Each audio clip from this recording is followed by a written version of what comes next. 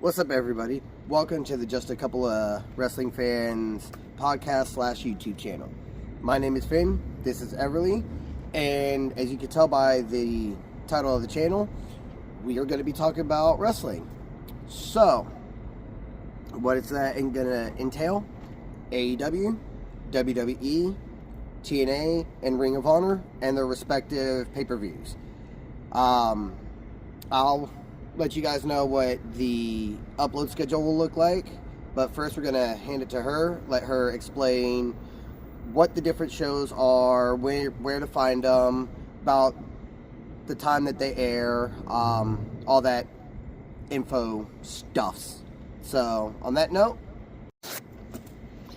Alright, hey guys, so I'm going to start with the WWE because that has more shows than any of the other ones. You got Monday Night Raw, where you can find on Netflix now from 8 to 11. You got Tuesday Night NXT, you can find that on the CW, 2-hour show, 8 to 10. And then Friday night on USA Network, Friday Night SmackDown, also 8 to 10. Wednesday is AEW. So we know AEW Dynamite is on TBS from 8 p.m. to 10 p.m. And then Saturday, AEW Collision is on TNT, 8 p.m. to 10 p.m. Now, Ring of Honor and TNA are on the same channel, Access TV. Ring of Honor is from 7 p.m. to 9:30, and TNA is from 8 p.m. to 10 p.m. So, next we're going to go with the pay-per-views. Pay-per-view for WWE, you can find that on Peacock. Pay-per-view for TNA is on the TNA Network. Pay-per-view for Ring of Honor, you'll have to go to the website watchroh.com, and then pay-per-view for AEW is on Triller TV. Alright, so the way that we had discussed how we want to do our uploads is, instead of trying to recap the whole week in one video, we're actually going to split it into 3 videos weekly. So we'll have WWE, which will upload on Saturdays. We'll have Ring of Honor and AEW Ring of Honor and TNA will upload in its own video on Fridays, and then Sunday we'll do AEW recap. As far as the pay-per-views, we'll probably do those on Monday, I think we had agreed. Yeah, Monday. That way we have time to watch it, make our speculations, or not speculations, but do our recap, and then do the uploads on Monday instead of having like a double upload on Sunday. Especially because I know AEW actually does their pay-per-views on Sundays, so that gives us time. So be on the lookout for Friday, Saturday, Sunday, and occasionally on Mondays, depending on if there is a pay-per-view that weekend. As far as Ring of Honor, because we are just getting into that, we are actually going to hold off a few weeks as far as giving y'all info about what happened with Ring of Honor and what we predict is going to continue to happen in storylines or this, that, and the third. Just because we want to get ourselves acquainted with Ring of Honor before we start feeding y'all info about it. We know Chris Jericho is one of the Ring of Honor champions, yes. But as far as any of the other wrestlers, whether it be male or female, we don't know anything about them. So we need to get acquainted and get a feel for Ring of Honor, and then we'll update y'all on Ring of Honor. Right. Also, when it comes to like TNA, she actually has a better understanding and handle on TNA, so she actually might do a lot more talking with TNA, just like I have more experience and more time watched with AEW than she does. So there's certain things that I'll have more information with, whereas WWE we've both been watching since we were children. Yeah, so that one we're pretty good on. But going back to the Ring of Honor thing, neither one of us really watched Ring of Honor growing up or currently, so that's something that we're gonna take a few weeks before we start putting the info out there. All right. Now that you know how the channel is going to operate, actually, one more footnote. We might, from time to time, actually have guest stars. Nobody famous yet, but we've got some homeboys who actually watch, so we might have them appear on a episode or two or whatever. But that's a little down the line. We'll get to that when we get to that. So, what we really want to talk about with this episode, other than the functionality of the channel, is Elimination Chamber was last night. Holy hell. Holy hell, that this shit. Oh, Lord. The shit. We're going to go from the beginning of the show to the end of the show. I'm going to try not to jump ahead, because if you watched it, holy shit, y'all know. Yeah. If you know, you know. But the first match was the Women's Elimination Chamber with Brain. I'm not Brainy. Bailey, Liv, Roxanne, Bliss, and Naomi were all in that match. Yes. So. But before we get to that, let's not forget during the anthem. Oh, yes. The anthem. See, try not to get ahead of myself, and what do I immediately do? Get ahead of myself. Canada booing the USA anthem. Low-key, I'm not even mad, because let's be honest, guys. My U.S. viewers, we have a problem with our own country as well, don't we? So I'm not even mad. It was funny. It was funny, and low-key kind of, I was shocked in the aspect of how obvious it was. You know, it wasn't just a few people here, a few people there. It was a lot of people who were booing during the national anthem. Then USA returned the favor, chanting USA during the Canadian anthem. Yep. Yeah. Way to make us look bad, USA. But whatever. All in good fun. But yeah, back to the sorry, you had something on you. Back to the women's chamber match. Everybody's coming out, you know, they're getting to their respective pods. Then Naomi comes out, Naomi came out. Naomi first, right? and Liv were going to start the match, but we did our predictions before the match even started. So before we get into any more detail, who did you predict would win before we watched? She had picked Bianca. I had picked Bailey. Why was it that you chose Bianca as your guess? Yes, Bianca has been in WrestleMania before, but with the fact that her and Naomi just lost the tag titles, Liv has the tag titles, Bliss is doing her own thing and Wyatt Six is popping up in the screen with her. Right. They're not going to push Bailey, and I don't see them wanting Naomi to go to that extent yet. To that main card level. Because of the whole Jade Cargill shit and the speculation that it's Liv who did it, but we still don't know for sure. Right. So doing the person of elimination, she was the last person. I'm like, I can see them pushing her to go against Rhea. Yeah. Or Io, depending on who wins the Rhea versus Io match. Which is actually Monday. Tonight. Monday. Or, no, not tonight. Tonight, it is Sunday. Tomorrow night. Yeah, tomorrow night, excuse me. So... Why'd you choose Bailey? Why did I choose Bailey? Because Roxanne Perez, while I feel they are pushing her in a sense, I don't feel like they're going to push her to that main card level. You know, same with Naomi. Oh, yeah, I forgot about They're giving Naomi kind of a push, but let's be honest, like, has Naomi really done anything worthy of a main title yet? No. Exactly. As far as Liv, I agree. They just gave her the tag team titles, so it's rare that they actually have somebody who's already got a title win another one. Like, they're trying to pull away from that double title thing again. So I did not see Liv being the one to win it. So that's Liv, Roxanne, Naomi. Which just leaves Bianca And Bliss and Bailey that I haven't covered. Yeah. I was pulling for Bailey just because seeing Mommy versus Bailey low-key would be a fire match. Even though Bliss is my girl, shout out.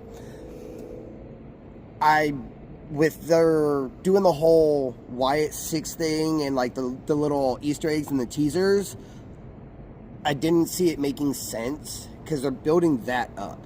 Along with the fact that they just brought Bliss back to SmackDown where Wyatt 6 just debuted, or I say debuted, but got moved over to SmackDown.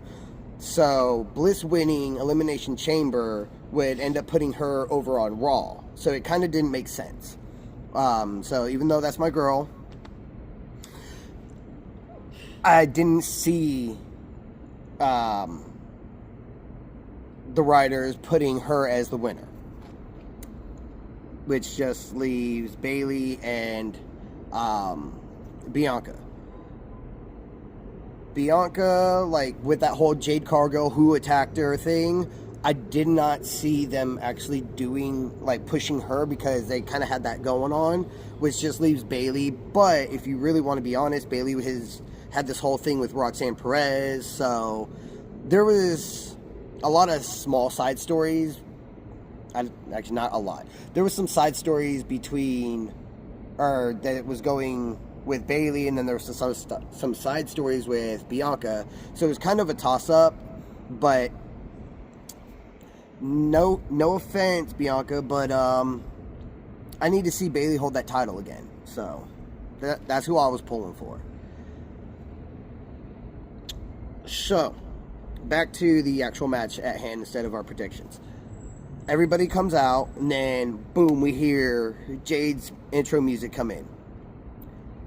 She's like, I knew it, because she had literally, like, 2 minutes before that seen a post where somebody had spotted Jade Cargill at the fucking Elimination Chamber. I'm like, okay, so if that's actually true and not just some fake gossip type shit, is she actually going to be there? Right. And with Liv and Naomi starting, who's she going for? Right. So I've been calling it since Jade got put through the glass on the windshield of the car. I've been calling it since day one that it was Naomi.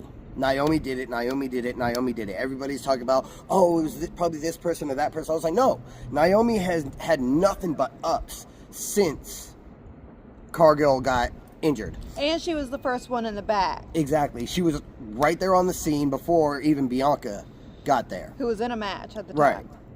Right.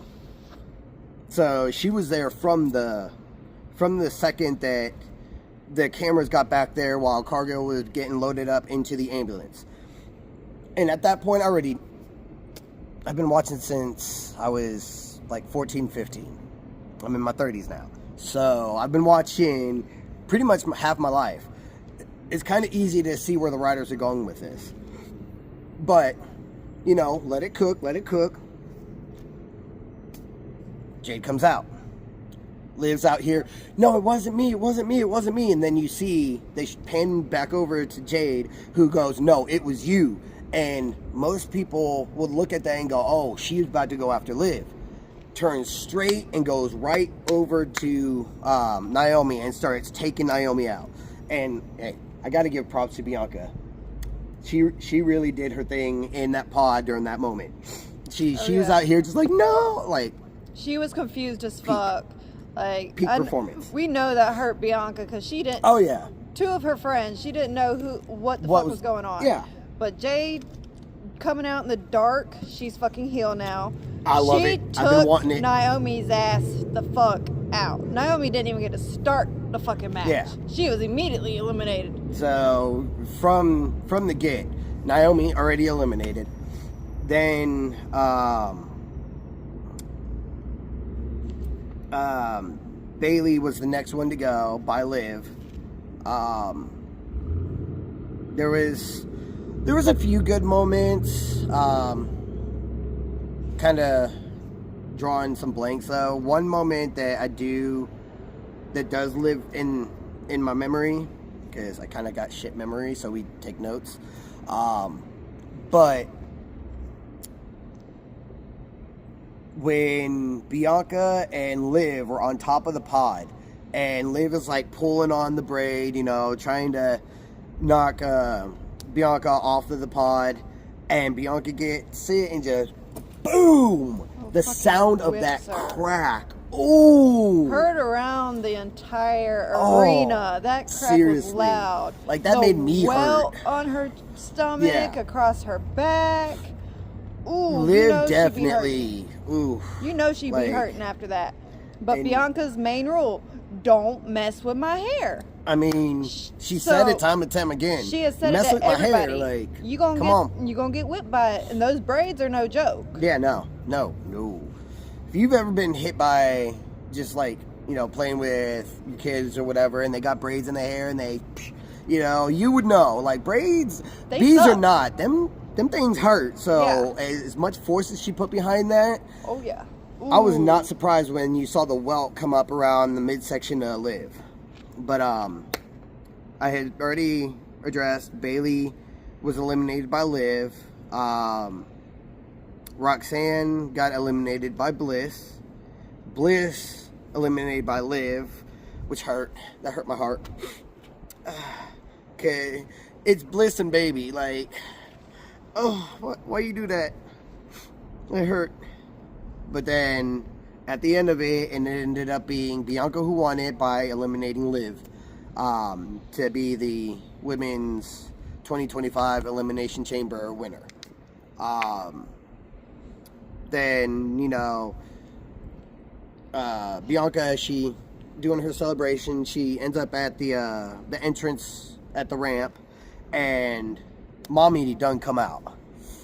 Ooh. Mommy with the gold come out. They had their little stare down, and then you see EO come out, and they all had their stare down. So I'm really hyped for Monday night to see who comes out on top between Mommy and EO, to then go on to WrestleMania to face Bianca, and let's see where that goes. So the next match, actually, hold on, excuse me, sorry, a little ahead of myself again. Told you I was trying not to do that. I'm kind of bad at that. On that, we're doing a rating system as well for the matches. A 1 to 5 rating system. 5 being the best, 1 being the worst. Yes. That kind of thing. For that match, I gave it a 4.5. Yeah, that's what we both agreed on. Okay. Which, out of a 5, pretty damn good. Yeah. Because, I mean, it was phenomenal. The fact Jade returning, taking out Naomi, and then it just being a 5-woman instead of the 6. Right, kind of mixed up the... Wait, what? Yeah. Okay, this is easier for all of us, but at the same time, you can't deny that kind of gets into your head a little bit, you know? That, wait, somebody just got taken out? Other than Liv, who was laughing the whole fucking time, but whatever. Going, I told you it wasn't me, I told you it wasn't me, to Bianca while she in the looking pod. Straight in Bianca's face, talk about, I told you it wasn't me, I told you, and Bianca's like, shut up! Like, honestly, see, when I do my ratings, it's not just based off of how gruesome the match is or anything like that. I actually take into consideration the storytelling, the performance, you know, how well are they executing spot to spot to spot, you know?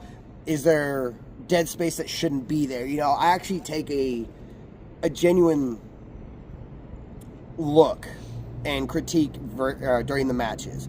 And that was a pretty good match in the sense of storytelling. The return of Jade Cargill, the continuation of what happened to Jade. I I do feel like they could have touched a little bit here and there on some of the side stories, because you had Roxanne and Bailey, which, you know, yeah, they did square off, and you could kind of feel a little bit of that passion, but I feel like it could have been done a little bit better. Yeah, it did get overshadowed. Granted, almost the whole pay-per-view got overshadowed by one event, which we'll get to that. But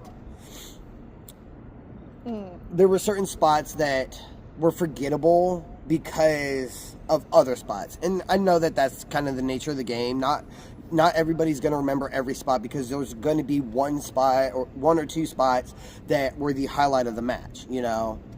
But in the end, I did give it a 4.5 out of a 5 rating. So pretty good match. To the women, if any of y'all see this, y'all did your thing. Good job. Keep it up. The next match. So the next one was Tiffy and my girl Trish versus Nia and Candice. We did our predictions and we both went with the obvious baby faces. Yeah. Like, come on now. That there was no way they weren't going to let the Hall of Famer in her hometown win that match with win that match. Well, you knew what I meant. Yeah.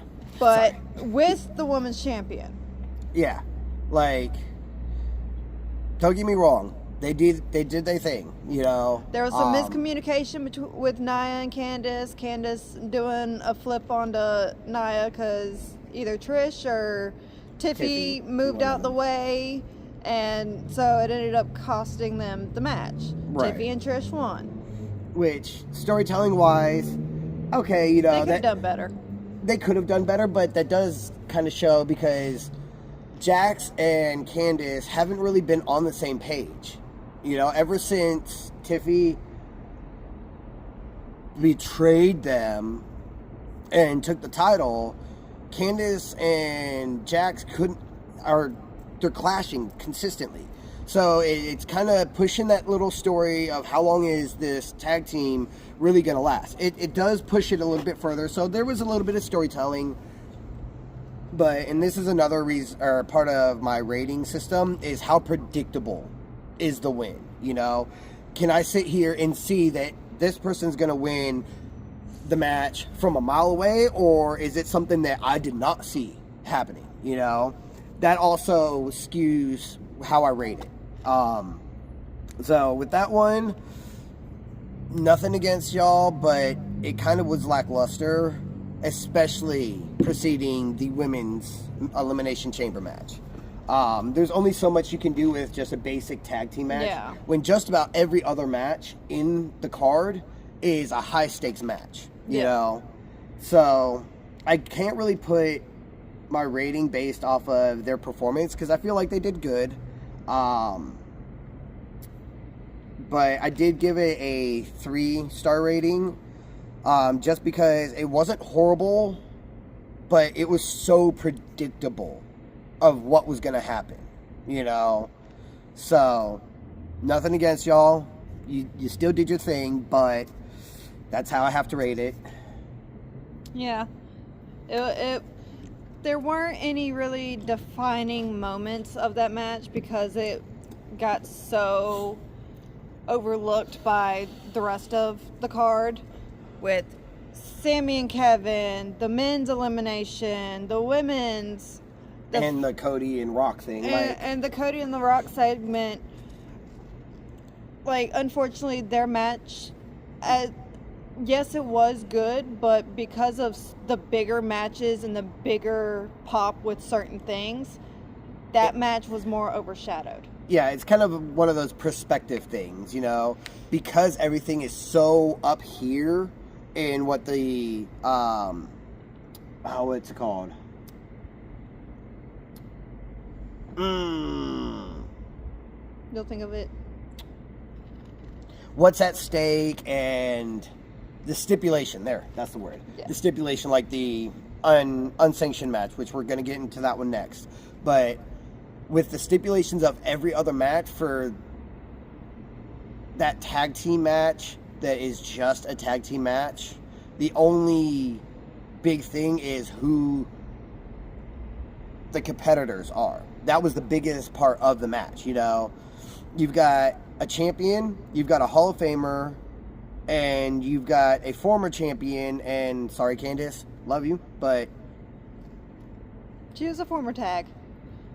okay, she's had this much as far as the championships go. They haven't pushed her onto a higher level yet. She hasn't been one of the main people that you see. She's coming up, but she's not one of the name people that most everybody knows. Yeah. She hasn't had that push yet to show off what Like, she can do. I've seen clips of her in the indie circuit, and oh my god, she kills the matches. Like, Yeah.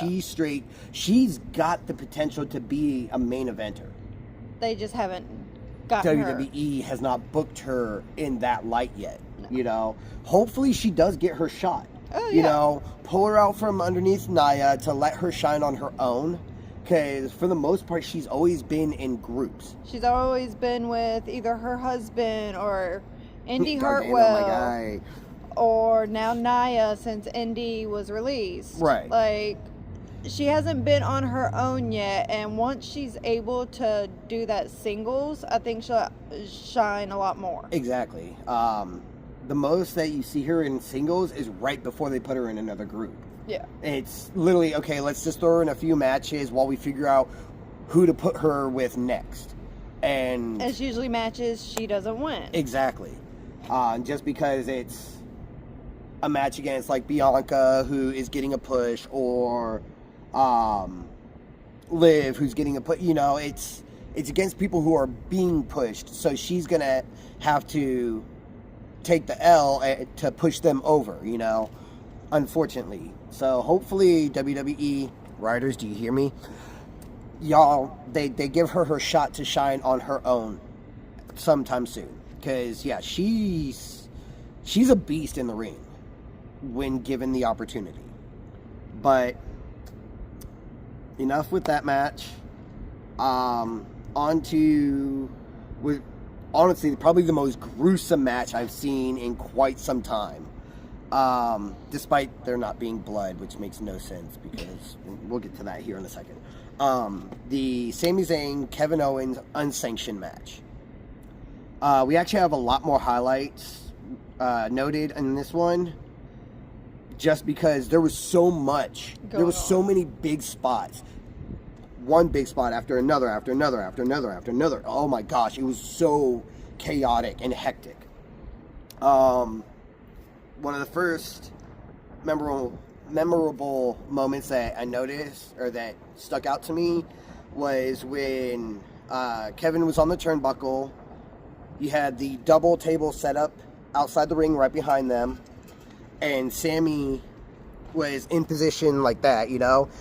Kevin slipped underneath him and turned around, pushes Sammy straight into, the double tables. Ugh, that was epic. Don't get me wrong, I did see that coming from a mile away, because, you know, they set up the first one, or Sammy set up the first one, then Kevin set up the other one. I'm like, okay, you know what? Somebody's going through that at some point, because they don't take the time to set something up and then don't use it. It's very rare that they don't use it. And now, let's not forget, Sammy was not 100% for this Yes. match. During this match, he went for his neck a lot. So, we know we that. skipped the predictions. Excuse me. I'm horrible. Yeah. I keep getting ahead of myself. Yeah, but at this point, we both had the same prediction, which was Kevin, because Yes. obviously Sammy is not 100%. I love Sammy. Sammy is fucking GOAT, you know? But because his neck was not 100%, and this is not a Kevin that Sammy has faced before. Sammy's faced fucked up Kevin. This But Kevin this is Kevin unhinged. Yeah, this is a different Kevin. Like, he's saying, fuck everybody, fuck the friendship that they've Yeah. had over Like, decades. I'm not just trying to end your career. He's trying to end Sammy's life in this match. Like, this is a different Kevin. So, unfortunately, as much as I want Sammy to win this one, We had to I had to take pull the for what was logical. obvious. Yeah. Exactly. It's obvious that Kevin was going to win this. But yeah, so there's that double table spot. Kevin performs the brain buster to Sammy onto a steel chair. did y'all see how bent that chair was after that move? That thing went from here to here. Oh, like a whole 45-degree shift in that thing. That chair was as fucked as Sammy's neck. But Sammy returned the That was favor kinda and does a double arm suplex on Kevin onto that same fucking steel chair.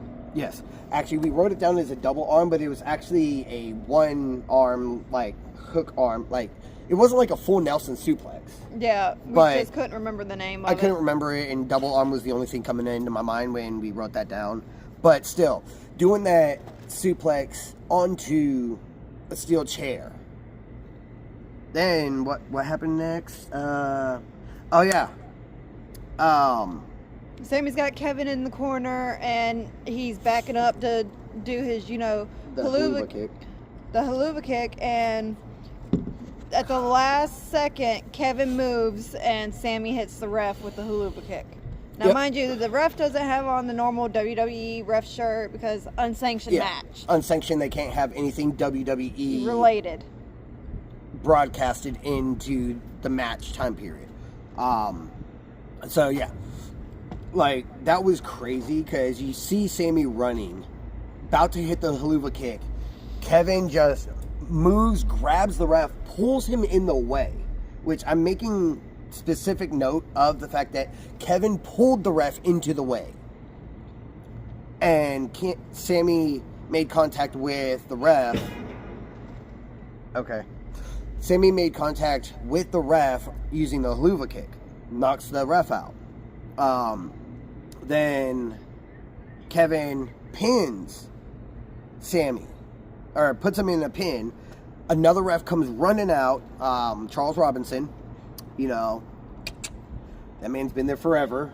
Like, I think he's had a WWE career as long as Cena's been there. Yeah, like, if not longer. I think Cole said something about like a 20 or 30 year career.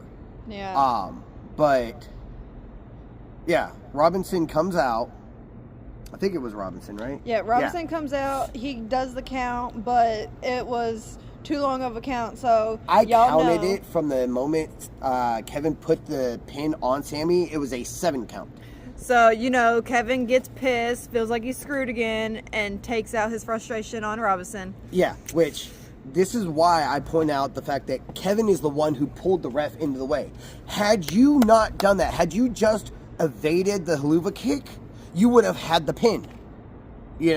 But you are the reason why there was no ref to count the pin and they had to get a second one out there. So how are you going to get pissed off at the second ref when you're the reason why the first ref wasn't even there? So, continuing on. So, once that's out of the way, Sammy beats up Kevin, goes outside the ring, starts looking for stuff underneath the ring apron. He finds a barbed wire wrapped chair. Like, you know that shit hurt.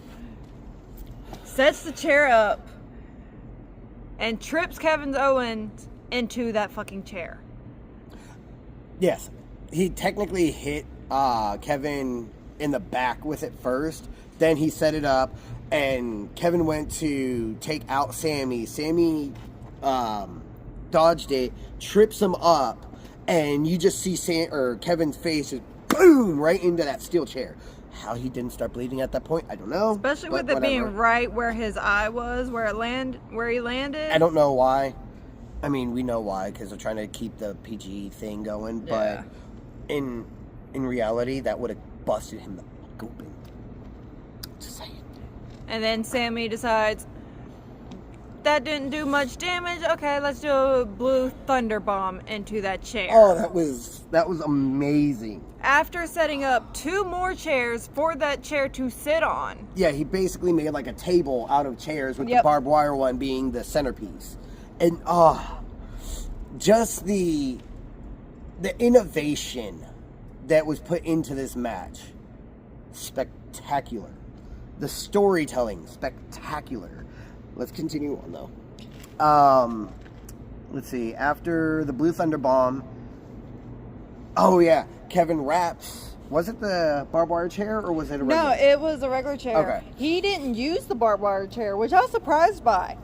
Like, why wouldn't Right? you take the most dangerous thing out of that match and put that around his neck to do the Right. most damage? But I mean, I whatever. get it. He made sure to beat Sammy's ass, then put the fucking The chair around around his his neck, neck. and run him into a ring post. Not once, but twice. Yeah, twice, and I just still thinking about it just makes my neck hurt. Like,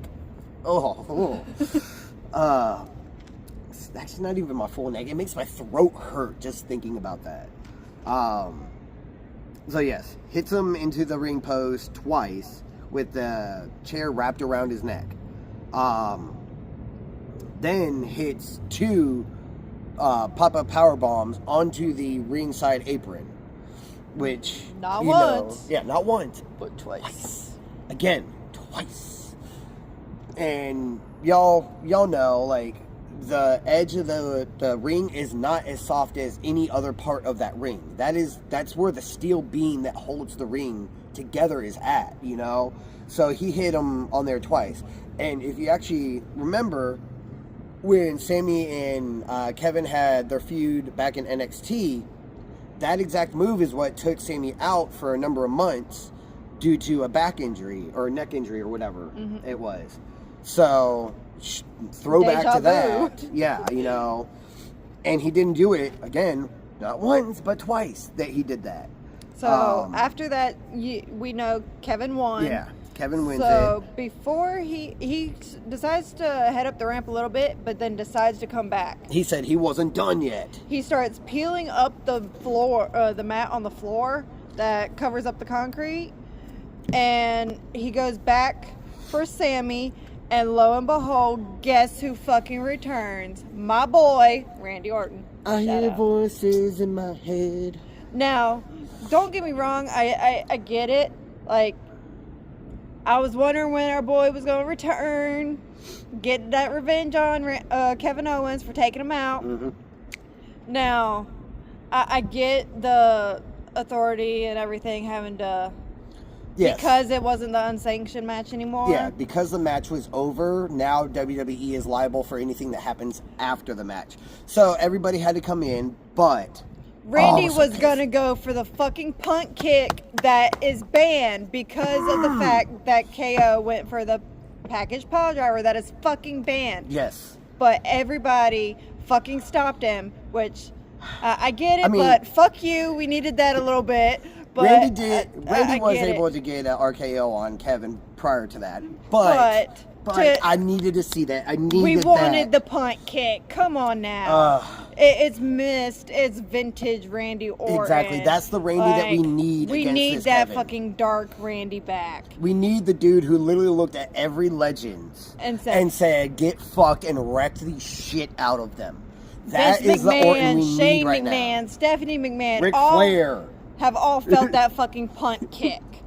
Crazy We fact that- fucking need that. Hold on. John Cena's father. Oh yeah, that's right, Mr. Cena. Yeah, but Like, come I on get now. it. I get it. I get So, it. because he couldn't No. do all that, you know, your boy got his frustration out on the fucking security. Oh yeah. Like, he had started to RKO out of nowhere to everybody. He had to get that frustration out by anybody and everybody. How many of the security people he took out? Like He took 6? four. Or something like Four. that? Like, one of them just stood there like, like what do I literally do? as he took out the first one, the second one was already in the ring, He's just like, standing there like, but no. instead of getting the fuck out, he just started He really said, "What did I do?" that shit. Your boy's that back. was great. I fucking called that one. Oh, I yeah, knew she he'd did. be coming back soon, and because Sammy and Kevin Owens still fucking unhinged. Randy Yeah. Orton want that revenge. They ain't done anytime Oh, yeah, soon. they're not done with That's that. gonna be WrestleMania. I and do I'm feel- loving it. Yes, I do feel that we're not going to see Sammy for a minute though. Oh no, after this Sammy won't match, be so. back for a while because of the neck injury, because he already wasn't 100%, Yep. and now that it's even worse, and they still don't have an update yet on Sammy. Right? We don't know when he's coming back. Yeah. It may I mean, be a while. he did And ask for this though. He begged for this match. So. It may be one of those things like Daniel Bryan, unless Sammy can get a surgery that helps him come back, and he doesn't have to worry about possible paralyzation or something like that. He could return, but right now we still don't know any updates on him.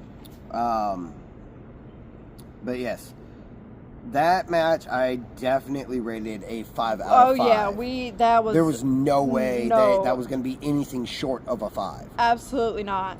I mean, I'd even go to say that was like a 7 out of 5. That was a phenomenal match. For an unsanctioned? Oh yeah, it had been a long time since we've seen unsanctioned matches. The only thing that I would have changed about that match is the fact that Kevin wasn't busted open after face planting the fucking barbed wire wrap chair. Like, he was bleeding a little bit on his back from other things, but it wasn't apparent that it looked like blood. It was just like welts and shit. Yeah, he had like scratches and welts from but chairs no and bleeding. this, that, and the third, Come on now. That's the only thing. We want the blood a little bit. Okay, look. Let's be honest. We all want the blood. We want the blood. If there should be blood, we want the blood. WWE, we love you. We love the PG, but just a little bit every once in a while. Can we? Just a little bit. I know you guys don't want to go back to the Attitude Era ratings, but can we like meet in the middle? Like, a little bit. I'm not saying everybody has to bleed. We don't have to Ric Flair this thing, who every match he gets into, he's busted wide open wearing a crimson mask. I'm not saying that. Only in the pay-per-views where we want a little bit of blood every once in a while. Yeah, and unsanctioned called for it. Yeah. But I get it. You're still trying to be family friendly. Yeah. I get it.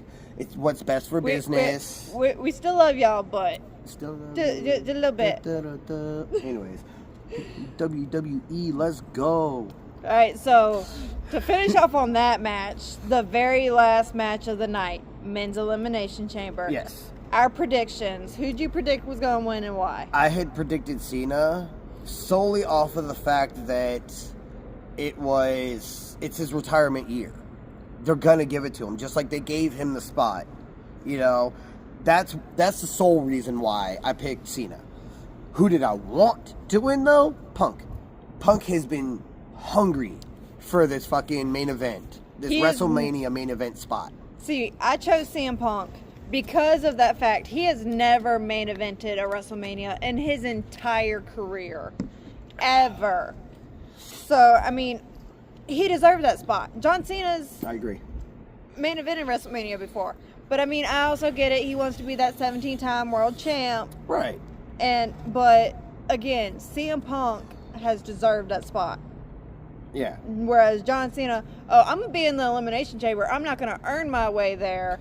I mean, I get it. You've been in the company and he's been there for 23 years. He's done everything he can for the company. He's been the face of WWE for 23 years. People pleaser. Everything. Personally, how I would have liked to see it go is Punk wins it. He gets his WrestleMania spot. Then Cena goes after the one title that's eluded him his whole career. The one title that he has not, or that's keeping him from being a Grand Slam champ. The IC title. That is what I wanted to see. John Cena versus Braun Breaker at WrestleMania. Cena wins it, becomes a Grand Slam champ. Punk goes to WrestleMania. Frankly, I don't care if Punk wins at WrestleMania. Yeah, I just wanted him to get his main event that he hasn't had. You guys might disagree because he was kind of a crybaby his first run in WWE right there at the end. You know, pipe drop or pipe bomb. There, pipe drop. CM Punk went from being the crybaby in the beginning of his career to Drew McIntyre being the crybaby during his career right now. Yeah. Love you, Drew. Fuck you, Drew. I mean, he's being a dick right now, but come on. That was Vince McMahon's golden boy. Oh my God, I hated that. And I'm sorry, I hated that so much. The whole, I'm the chosen one. Shut the fuck up. Now, the dark demeanor, the fact that he's had that time to actually don't get me wrong. I respect his in-ring ability. Oh yeah, he's gotten so much better from when he first started. Damn, he's such a now. crybaby right now. Right. Like, shut the hell up. I immediately said when he got eliminated by Priest, and him being the first one out. Watch, he's gonna go straight to the fucking internet and be win, boo Before hoo. the post show was over, I found something online of him crying about it. She called it. But as she stated, he was the first one out because of Priest. Which also, he brought this up. I did sit here and I was saying that they're going to put Priest and McIntyre in a feud. So the fact that Priest is the one who eliminated Drew, Drew's going to come back and get his lick back on Priest. That's going to initiate the feud. Yep. So I called that one. And then we had Priest eliminated by Douche Canoe. Nobody likes. God. Fuck this dude. I mean, like, don't get me wrong. I hate to fucking say this, but the in-ring ability of Logan Paul is fucking mint. But fuck you. Okay, look. Priest was eliminated by this douchebag. Biased shit, I guess, but I give Logan his props for picking up the trade and the skill so quickly. But goddamn, I hate him so fucking much. Yeah. Logan Paul, if you see this, let's square up in the ring. Let's go. I'm calling you out. Let's go.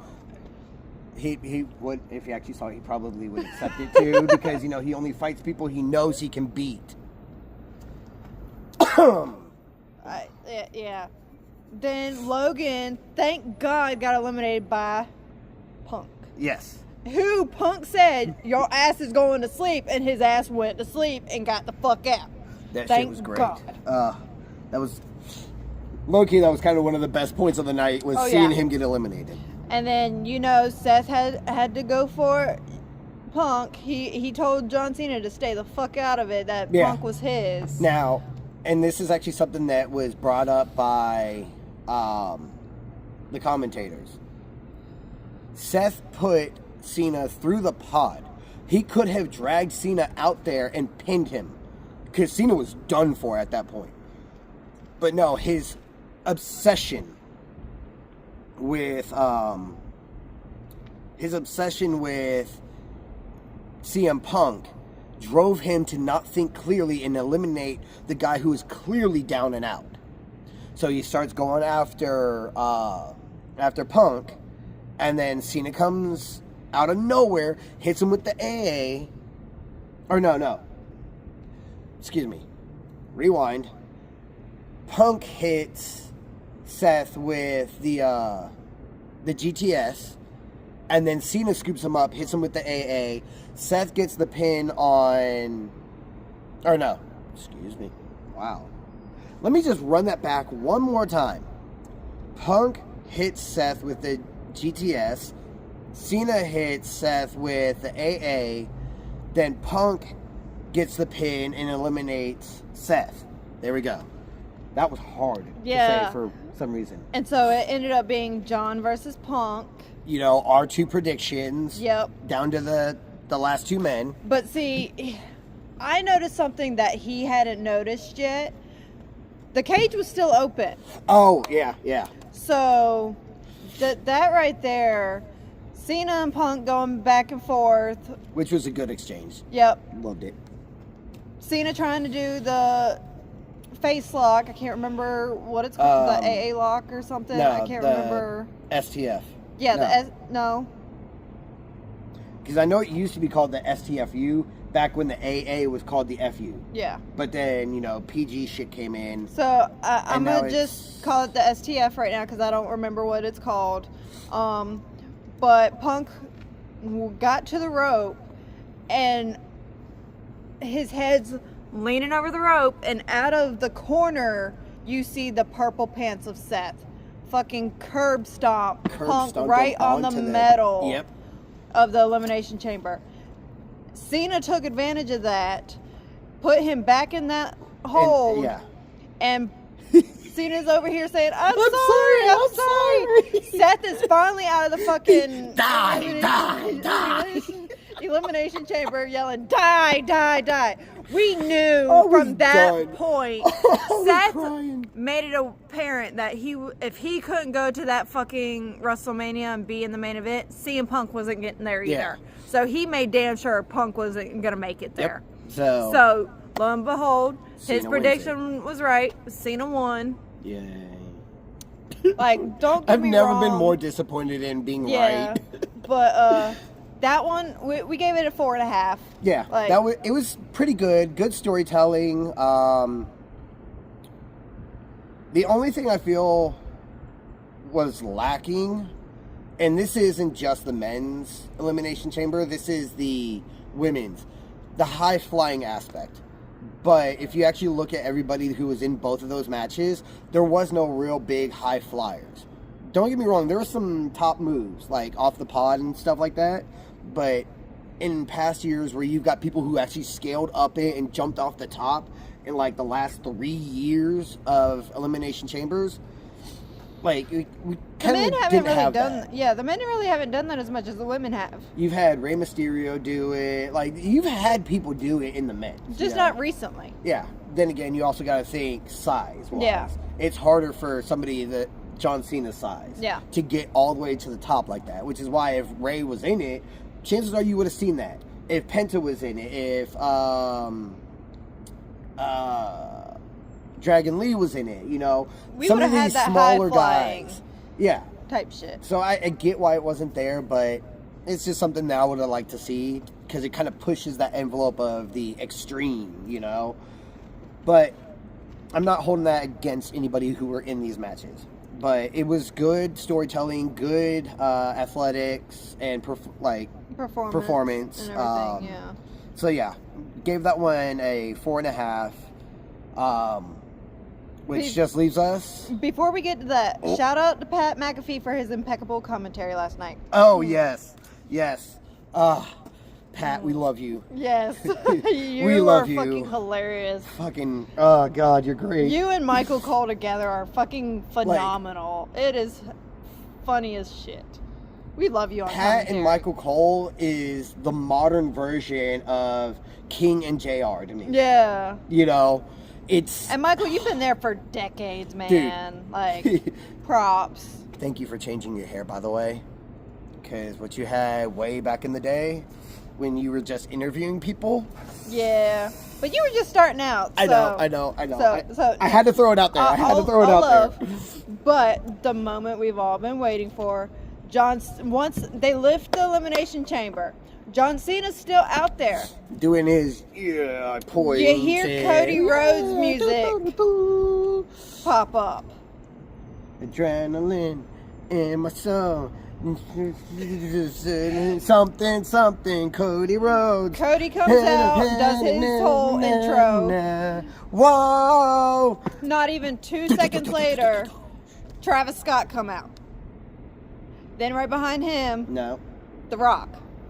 The Rock came out with Travis Scott behind him. No, Travis Scott came out first, and then it was Rock. Yes. Oh, whatever. Yes. Point is, And then- why Travis looked like such a badass with that title, though? He looked like he'd been in WWE forever, So- just holding that title. The Rock wants his response, his answer. Yep. So, yeah. And currently in the ring, you have the final boss.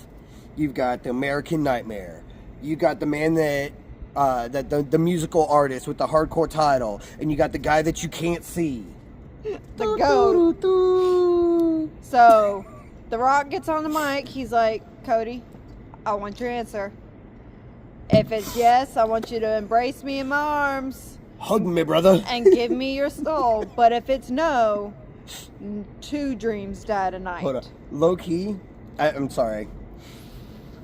That whole embrace me as your brother thing, all I'm thinking is Drake and Josh. Hug me, brother! Like, I need somebody to make that a fucking meme now. You just put Rock and Cody's faces over them. Hug me, brother. Anyways, And go ahead. So, Cody gets on the mic. He's like, I've already sold my soul. And I'm like, watch. He's going to say he sold it to the people. Oh, which we all predicted that. He Once he sold it said to the that. company. He sold it to the ring, to these people. To the people. Yeah. we knew it was going to be a no, but we did not know it was going to go to the extent of Cody tells Rock, go fuck yourself, and they don't even block out the fuck. They did not even censor. Like, they didn't censor that shit at all. No censorship, just straight up. Oh, and Rock, go fuck yourself. I'm like, bro. Wait, they what? didn't even censor that shit. That shit was great. But they censored The Rock on the interview. Oh yeah, the post show. Yeah, like what? Make that make sense. Come on now. That was great though. Like I was not expecting that. Like maybe it's more or less the fact that they didn't censor it that I wasn't expecting. Yeah. Because I could see Cody. You know, fuck you. You know, but it'd be you. Yeah. I did not expect them to so clearly just let him say it. But John's in the background laughing. Yeah, you know. And so Cody turns his attention to him. They hug it out. And then all you see is John's face goes from smiles to fucking dead nothing. Like, and I'm like, oh shit. Oh shit. Like, as she started saying that, it's clicking to me. Like, I had already seen something saying that one of them was going to turn heel. We just didn't know which one, and we didn't know who was going to win. Right. But the fact that this man, who's been a face for 23 damn years, turns fucking heel for his last run with all of just a nod from The Rock. A nod and the... John turns on Cody, kicks him in the nuts, low blows him, and then beats the fuck out of him. Hits him with a Rolex, and then with the microphone, then the belt twice, which cuts him open. That's where we got some blood. Yeah, finally, thank you for that.